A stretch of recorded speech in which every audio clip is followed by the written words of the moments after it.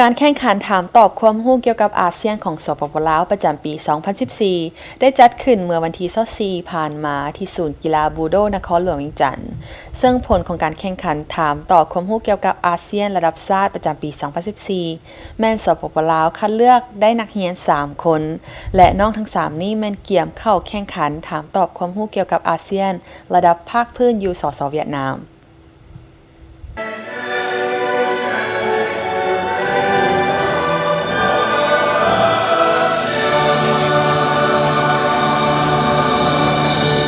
การแข่งขันถามตอบความรู้เกี่ยวกับอาเซียนระดับชาติประจำปี 2014 มีขึ้นก็เพื่อปฏิบัติพันธะความผูกพันของประเทศเฮาต่ออาเซียนและอีกด้านหนึ่งก็เป็นเพื่อเป็นการส่งเสริมการมีส่วนร่วมของประเทศเฮาในบรรดาโครงการและการเคลื่อนไหวกิจกรรมรวมต่างๆของครอบครัวอาเซียนแนะใส่ยกสูงความรับรู้เข้าใจสภาพความเป็นจริงเกี่ยวกับอาเซียนขึ้นตื่มอีกก้าวหนึ่งในแง่มุมต่างๆบ่ว่าจะเป็นด้านวัฒนธรรมการเมืองเศรษฐกิจและสังคมก็ดีการอาเซียนคริสแม้เพื่อการโฆษณาเผยแพร่ความรู้เกี่ยวกับอาเซียนโดยในครั้งนี้ก็คือใน5ครั้งที่ผ่านมาแมันได้เปิดโอกาสให้บรรดาน้องนักเรียนคนเก่งจากโรงเรียนมัธยมตอนปลายของทางภาครัฐและเอกชนภายในประเทศเฮาโรงเรียนละ3คนที่มีพื้นฐานด้านภาษาอังกฤษในระดับที่แน่นอนเพื่อเข้าร่วมแข่งขันถามตอบความรู้ทั่วไปเกี่ยวกับสมาคมประชาชาติแห่งบรรดาประเทศอาเซียนตะวันออกเฉียงใต้หรืออาเซียนPasir Secondary School in Champasak แต่สำหรับระดับชาติในครั้งที่ 6 นี้แม่นเล็งใส่นักเรียนเก่งจากโรงเรียนมัธยมตอนปลายของทางภาครัฐและเอกชนจำนวน12แห่งโดยที่9แห่งแม่นมาจากนครหลวงเวียงจันทน์และอีก3แห่งแม่นมาจากบรรดาโรงเรียนที่เป็นตัวแทนของทั้ง3ภาคของประเทศเฮาคือหลวงพระบางตัวแทนของภาคเหนือสวรรณเขตตัวแทนของภาคกลางและจำปาสักตัวแทนของภาคใต้ตัวแทนของสปป.ลาวเอาความแต่ที่ท่านและภาคอื่นที่มาด้วยลงมาลงท่านวรศักดิ์ประวงเวียงคำหัวหน้าโครงการถามตอบความรู้เกี่ยวกับอาเซียนได้ให้รู้ว่างานครั้งนี้จัดขึ้นโดยกระทรวงแถลงข่าววัฒนธรรมและท่องเที่ยวร่วมกับกรมมัธยมศึกษากระทรวงศึกษาธิการและกีฬาแผนกศึกษาธิการและกีฬานครหลวงเวียงจันทน์และกลุ่มอาเซียนกระทรวงการต่างประเทศข้อที่6ถามว่าประเทศใดที่บ่แม่นประเทศเพื่อนบ้านของการจัดแข่งขันถามตอบความรู้ทั่วไปเกี่ยวกับอาเซียนได้มีขึ้นแต่ปี 2002 เป็นต้นมาโดยได้รับการตอบรับและมีผลสำเร็จอันน่าพอใจเป็นอย่างยิ่งซึ่งครั้งนี้จัดขึ้นเพื่อปฏิบัติพันธะความผูกพันของประเทศเฮาต่ออาเซียนถ้าเป็นการส่งเสริมการมีส่วนร่วมของประเทศเฮาในบรรดาโครงการและการเคลื่อนไหวกิจกรรมรวมต่างๆของครอบครัวอาเซียนแนะใส่ยกสูงความรู้ความเข้าใจสภาพความเป็นจริงเกี่ยวกับอาเซียนบ่ว่าจะเป็นทางด้านวัฒนธรรมการเมือง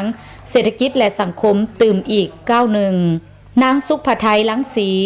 นักเรียนจากมัธยมสมบูรณ์จำปาสัก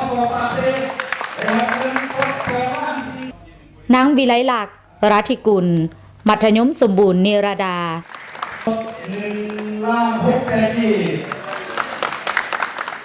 และนางเกตธิดาพวงเพชรมัธยมสมบูรณ์เนรดาที่ได้ชนะเลิศอันดับ1 2 และ 3 ตามลำดับจากการแข่งขันถามตอบความรู้เกี่ยวกับอาเซียนของสาธารณรัฐประชาธิปไตยประชาชนลาวประจำปี 2014โดยการเข้าร่วมและมอบรางวัลของทานสวรรครราชมนตรีรัฐมนตรีช่วยว่าการกระทรวงแถลงข่าววัฒนธรรมและท่องเที่ยวพร้อมนี้ท่านปิ่นปรารถนาพันธมลีหัวหน้ากลุ่มสื่อมวลชนประธานคณะกรรมการแถลงข่าวและวัฒนธรรมอาเซียนแห่งสาธารณรัฐประชาธิปไตยประชาชนลาวซื้อนางสุภไทยลังสีมาจากแขวงจำปาสักซึ่งเฮียนอยู่เฮียนมส.ปากเซ่น้องรู้สึกดีใจหลายที่ได้มาเสียงในที่นี้อาเซียนควีซและได้ติดอันดับอันที่1ที่ได้ไปเสียงต่ออยู่เวียดนามเนาะสบายดี น้องชื่อนางเบียร์ลักษณ์นาธิกุลเนาะตอนนี้อายุ17 ปีเรียนอยู่โรงเรียนนิรดาโดยแล้วก็การที่ได้เข้าเป็นผู้1 ใน 3ที่เข้าไปแข่งที่ประเทศเวียดนามนี่น้องรู้สึกตื่นเต้นหลายแล้วก็บ่คิดบ่ฝันปานใดเพราะว่าก็บ่ได้อันนั้นหลายก็ถือว่าเป็นโอกาสที่ดีให้แก่น้องหลายโดยสบายดีน้องชื่อนางเกตธิดาพงเพชรตอนนี้อายุ16 ปีเรียนอยู่มศ.นิรดาแล้วก็ที่ได้เข้ารอบ1 ใน 3คนก็มีความรู้สึกตื่นเต้นและก็ดีใจหลายบ่คิดว่าฝันว่าจะได้เลยแล้วก็มีเคล็ดลับในการเรียนก็คือบ่ให้เรียนหลายมีแต่มีหยังก็เวลาพักผ่อนอย่าสูงเกินไปเพราะมันจะเฮ็ดให้เราลืมในการแข่งขันครั้งนี้มีนักเรียนเก่งจากโรงเรียนมัธยมตอนปลายทั้งภาครัฐและเอกชนเข้าร่วมทั้งหมด36 คนจาก12โรงเรียน9โรงเรียนจากนครหลวงเวียงจันทน์และ3โรงเรียนจากแขวงหลวงพระบางตัวแทนภาคเหนือแขวงสวรรณเขตตัวแทนภาคกลางและแขวงจำปาสักตัวแทนภาคใต้ Now PR will be the chair of ASEAN next year through 4 hubs. ซึ่งการแข่งขันแบ่งออกเป็น3รอบคือรอบที่1จาก36คนคัดเอา18คนรอบที่2คัดเอา9คนและรอบสุดท้ายจะคัดเอา3คนนักเรียนเก่งทั้ง3น้องนี่จะเป็นตัวแทนให้สาธารณรัฐประชาธิปไตยประชาชนลาวเพื่อเข้าร่วมการแข่งขันถามตอบระดับภาคพื้นซึ่งจะจัดขึ้นในเดือนสิงหาคมปี 2014 ที่ประเทศเวียดนาม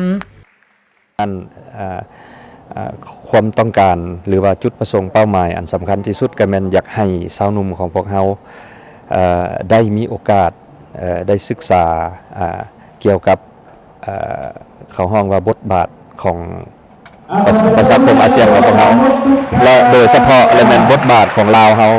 ที่ได้เข้าร่วมเป็นสมาชิกอาเซียนนี่ว่าได้ประกอบส่วนแนวใดและก็นำเอาผลประโยชน์แนวใดมาให้สปปลาวอันนี้เป็นสิ่งที่พวกเราอยากให้สาวหนุ่มมันได้รับรู้และมีความเข้าใจท่านปิ่นปรารถนาพันธามลีมนากรมสื่อมวลชน